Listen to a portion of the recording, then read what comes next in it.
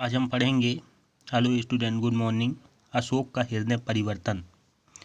इसमें हमने पढ़ लिया था मगध का सम्राट निश्चल निर्वाक था। सोना गढ़े लोहे की कवच से आवृत उसका पाषाण हृदय जो 1 लाख से अधिक सैनिकों के रक्त से न भींग सका था छलछला गया। सम्राट ने अपने हाथ में थमा खड्ग भूमि पर डाल दिया। उसने झुककर अमिता को गोद में उठा लिया। ठीक है, इससे आगे है कालिंदी की महारानी मगध का विजय सम्राट हार गया। तुमने विजय पाई। तुम दुष्ट अशोक को बांधने जा रही थी।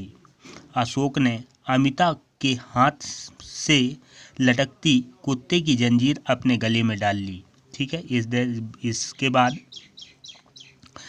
जो कलिंग की महारानी है, सम्राट अशोक कहते हैं कि कलिंग की महारानी मगध का जो विजयी सम्राट है वो तुम्हारे सामने हार गया।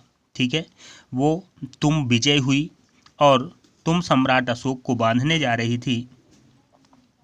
ठीक है, अशोक ने अमिता के हाथ से लटकती हुई हाथ में जो कुत्ते की जंजीर रखी थी, ठीक है, उसको अपने गले में डाल लिया और बोला कलिंग की महारानी सम्राट अशोक बंध गया और तुम्हारा बंदी है। अशोक ने जो मांगा तुमने दिया, अब तुम अशोक से मांगो। कलिंग की महारानी ने आदेश दे क्या चाहती है। इसके बाद जो सम्राट अशोक है वो बंध जाते हैं। बंधने के बाद स्वयं कहते हैं कि क्या कलिंग की महारानी अशोक बंध गया, तुम्हारा बंदी है, जो मांगा तुमने दिया। ठीक है, अब तुम मांगो। सम्राट अशोक कहता है कि अब तुम मांगो, आदेश दो क्या चाहती हो। अमिता ने पुलकित स्वर में उत्तर दिया। अमिता जो थी वो खुश हो गई और खुश होकर खुशी से उसने उत्तर दिया हमें कुछ नहीं चाहिए, हमारे पास सब कुछ है। ठीक है, उसने कहा कि हमें कुछ नहीं चाहिए, हमारे पास सब कुछ है। अशोक पल भर सोच कर बोला महारानी सत्य कहती हैं, परंतु महारानी आदेश दें। महारानी अपने बंदी अशोक को आदेश दें। इसके बाद सम्राट अशोक कहते हैं, कुछ देर सोचते हैं, सोचने के बाद कहते हैं कि ठीक है आपने सत्य कहा, परंतु कोई आप आदेश दें, तुम्हारा बंदी है, अशोक जो है वो बंदी है और आदेश दें। अमिता ने उत्साह से उत्तर दिया हमारा आदेश है, किसी से छीनो मत, किसी को डराओ मत, किसी को मारो मत। विभु अपनी स्वामिनी को अपरिचित व्यक्ति की गोद में देखकर व्याकुलता से उसकी ओर मुख उठाए पूंछ हिलाता कू कर रहा है। ठीक है, उसने कहा है आदेश दो, तो फिर अमिता ने आदेश दिया कि आदेश ये है कि किसी से छीनो मत, किसी को डराओ मत और किसी को मारो मत। ये आदेश है। छीनना, डराना और मारना ये छोड़ दो।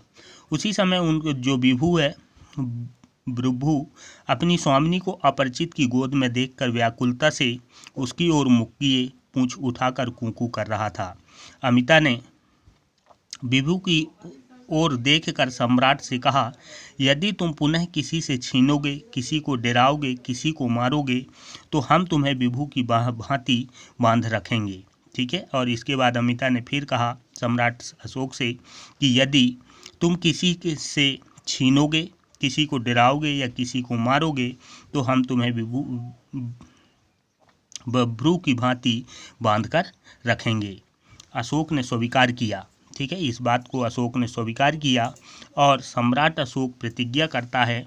उसी समय सम्राट अशोक प्रतिज्ञा करता है वह किसी से छीनेगा नहीं, किसी को डराएगा नहीं, किसी को मारेगा नहीं। अब अशोक हिंसा और युद्ध से विजय की कामना नहीं करेगा। वह कालिंग की विजय महारानी की भांति निश्चल प्रेम से संसार के हृदय को विजय करेगा। ठीक है, और उसी समय फिर सम्राट अशोक प्रतिज्ञा लेता है कि अब वो किसी से छीनेगा नहीं, किसी को डराएगा नहीं, किसी को मारेगा नहीं। अब वो हिंसा छोड़कर या हिंसा से युद्ध नहीं करेगा। ठीक है, और वो जिस प्रकार कलिंग की महारानी अमिता निश्चल प्रेम से विजय प्राप्त किया है, उसी प्रकार मैं भी अब निश्चल प्रेम से संसार को विजय प्राप्त करूंगा। अब इसमें है आगे है लघुत्तरी प्रश्न।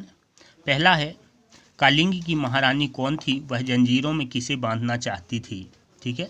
तो इसका आंसर आप लिखेंगे कलिंग की महारानी अमिता थी, ठीक है, और वह सरल निश्चल बालिका थी, ठीक है, हिंसा तथा युद्ध से घृणा करती थी, जनता के प्रति उनमें सहानुभूति का भाव था, ठीक है, और वह सम्राट अशोक को बांधना चाहती थी, ठीक है। दूसरा होगा सम्राट अशोक के सेनापति का क्या नाम था, उसने सम्राट को क्या कहा।